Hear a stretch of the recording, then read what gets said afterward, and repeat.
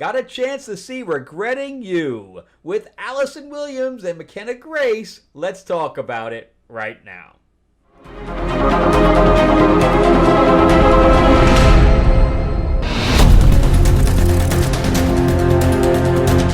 Welcome back to the channel, everyone. Thank you so much for spending time with me as we rant about movies, comic books, and television shows, as well as the occasional board game. I'm your host, Frank Zanker, an award-winning screenwriter, novelist, and comic book writer, and we are going to talk about Regretting You. So, if you're asking if it's mostly made for women, yeah, it's mostly made for women, especially when you see the marketing. I received this when I walked in the door. It is a necklace with a little heart on it, and I had to put my glasses on to see what exactly it said, because you need basically a magnifying glass, and it says no regrets on it. So I'm not sure what it's made up or anything else. I'll probably end up selling it, but so that's what they're definitely marketing towards women. So this is based on the book by Colleen Hoover, who is also the novelist behind It Ends With Us. This did not have the drama that surrounded that movie, which I think is still going on. And I didn't go see that movie at all. I had no interest in that film, especially after seeing Barbie and the amount of hatred towards men that movie had. I was like sinking in my seat because I thought I was going to get lynched by the end of that movie. And this one didn't have that. But I can imagine that anything that has to do with domestic abuse, it was going to have, was going to be a problem for me. So I definitely stayed away from that movie. But thankfully, this one is not like that at all. This is more of a relationship film. It's basically a mother-daughter relationship mixed with boyfriend-girlfriend, sister-sister, old flames, all that stuff, all kind of combined, husband-wife, all those things combined into one movie. So if you have seen the poster or watched the trailer or both, then you already know exactly what it's about, because I walked in there knowing exactly the type of movie I was going to see. I mean, the plot is teensy peensy. There really is no plot. It's, again, it's more about the relationships, which to me means that the cast, without the cast having, the relationships and the chemistry and the gelling that they have to do, if that didn't work, this film did not work. Because there's nothing else to lean on. Because you're not leaning on any kind of a plot. You're not leaning on any kind of twist. You're not leaning on anything. The dialogue, I thought the dialogue was written pretty well for the most part. Nothing seemed unnatural. But it was Colleen Hoover, again, based on hers, even though she's credited as a writer. But it's mostly written by Susan McMartin, who is mostly a TV writer. She was a co-executive producer, which means she was a showrunner on, I think a show called Mom I've never seen. I think that's the one with Anna Faris. And then 2.5 Men. So she has quite a bit, like it's 146 episodes, I think, of Mom. So she's been in TV for a very long period of time. And then Josh Boone is the director. And he directed Fault in Our Stars. And he also wrote and directed New Mutants, which was critically panned and mostly hated by everyone. I didn't hate it. I didn't hate it for what it was. And, Anna Taylor-Joy, I thought, did a good job with what she had. Maisie Williams did a good job. But it wasn't what people would expect from that movie. So, but I thought the actors did a good job in that movie, but it wasn't written very well. So I don't think Josh Boone's prowess is in writing. But the good thing here is that I think the writing is generally good because of the fact that you have a very small plot and you're just following these characters and how they're basically bouncing up against one another. And that's really, it's a character piece. It is a character piece rather than a story piece. And again, that means that your cast is so important, right?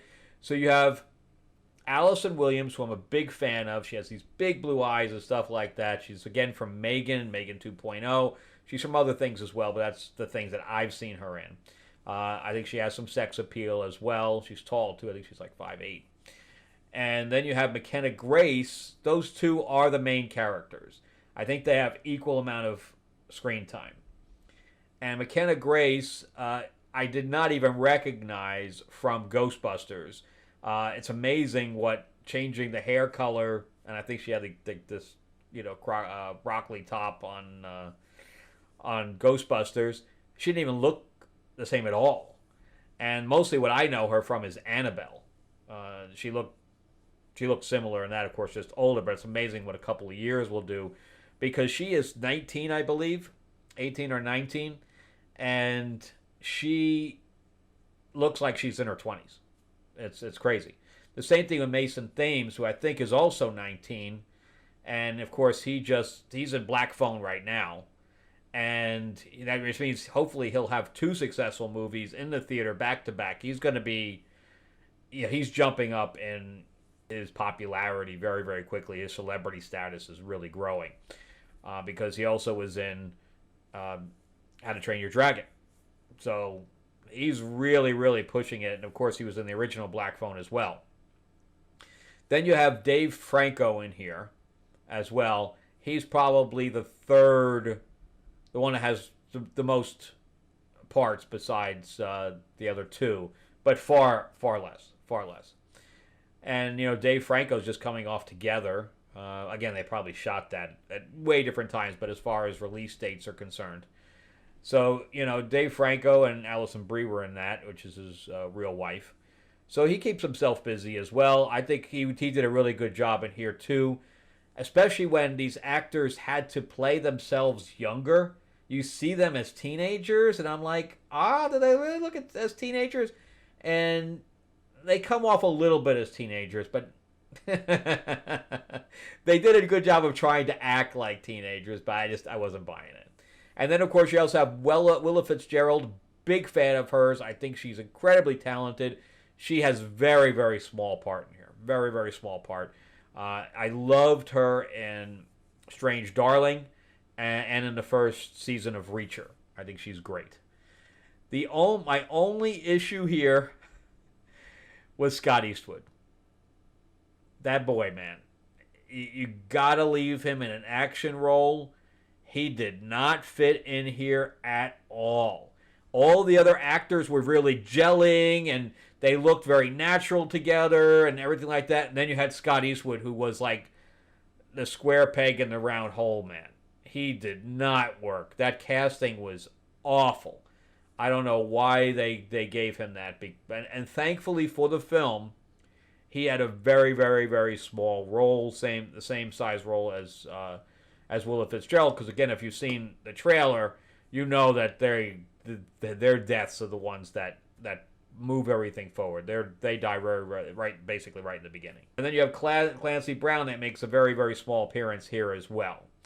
But we're going to get into the budget and stuff like that here in a second. Before we do, remember, give me a like, give me a thumbs up if you can. If you can't subscribe, please do. Ring that bell, ding, ding. Share this video out there so people know that this movie exists. I don't know how this week's going to do. Also, remember, too, that I'm a writer myself, so if you'd like to read anything that I've written, you can go to Amazon.com and just type my name in, or there's a link in the description below. Actually, my Holocaust biography, I just got a really good review from another producer on that. But also, you'll see my 4-novel quadrilogy, my epic sci-fi adventure called Destiny Aurora. It was made into a board game, an RPG, a graphic novel.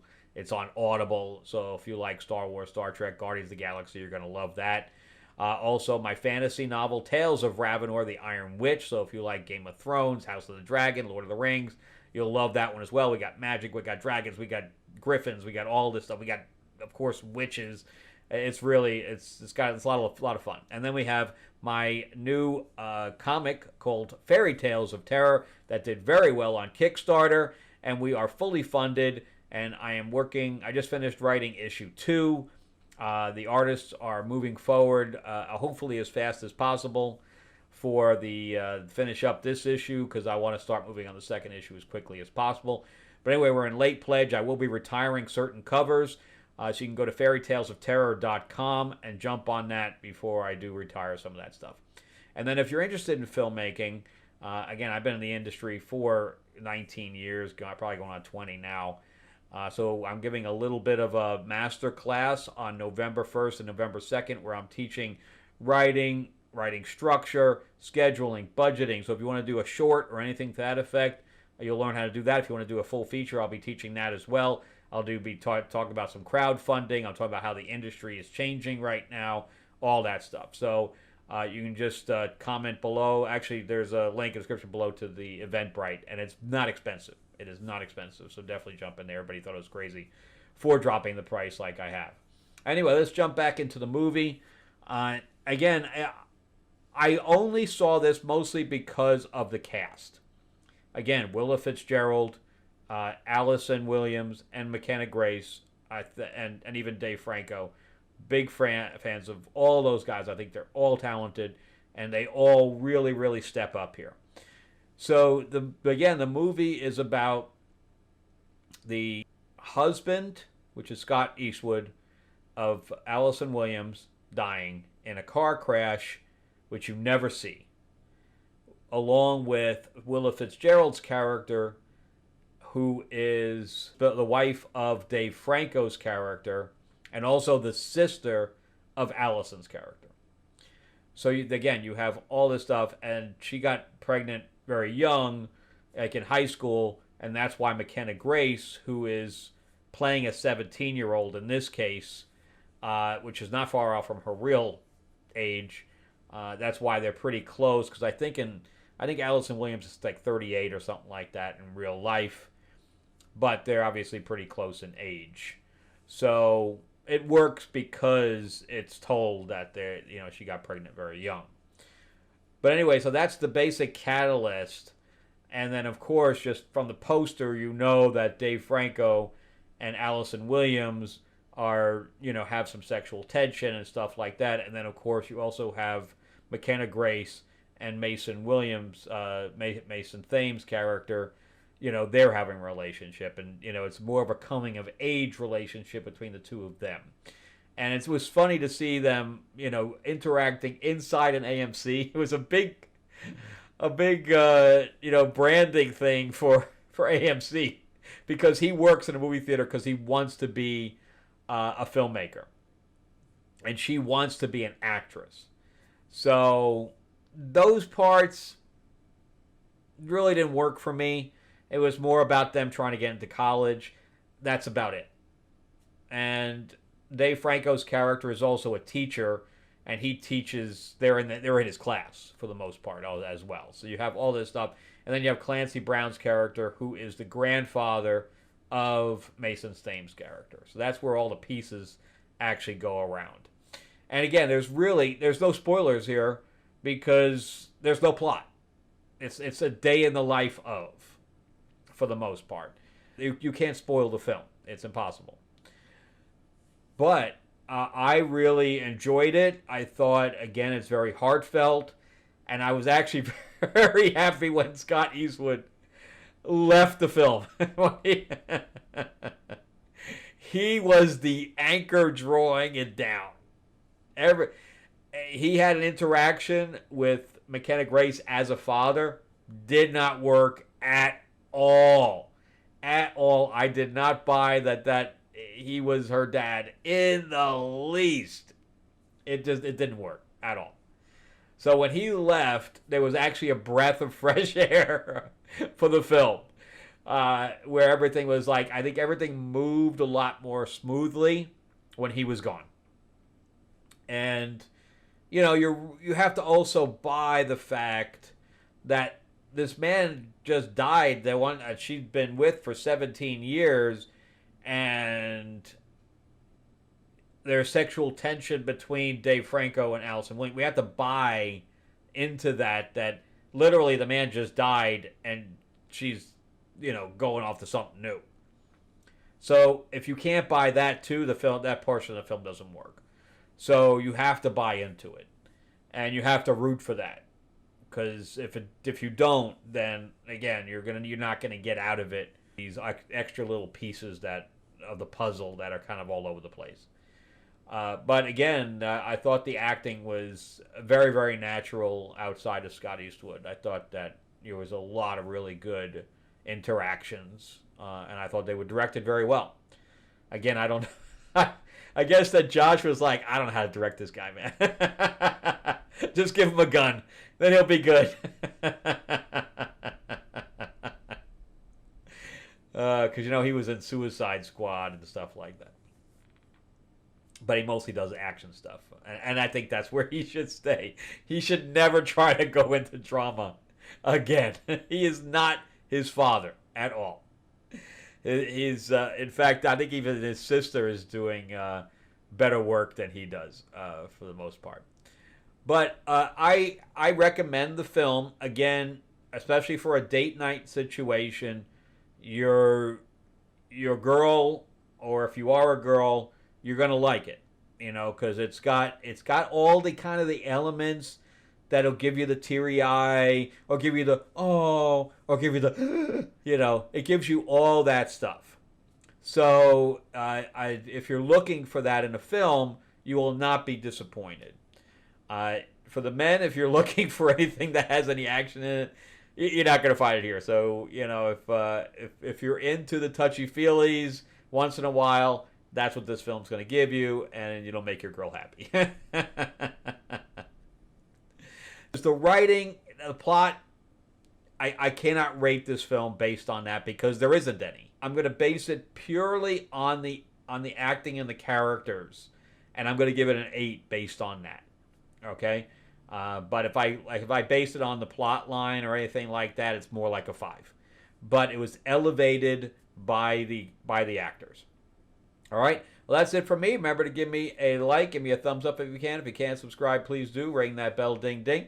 Thanks again for watching. Remember, too, to check out my stuff on Amazon. Definitely jump into Fairy Tales of Terror right now. Again, go to fairytalesofterror.com. Link in the description below if you forget that. And, if you'd like to learn some stuff about filmmaking, I'm here to teach you. And I basically jump into it's broader strokes, but I basically go the full gambit. And again, it's on Eventbrite. I'm only charging like $40 for the 2 days combined, and the link is in the description below. All right, thanks for watching, guys, and I will see you in the next one. Have an awesome week.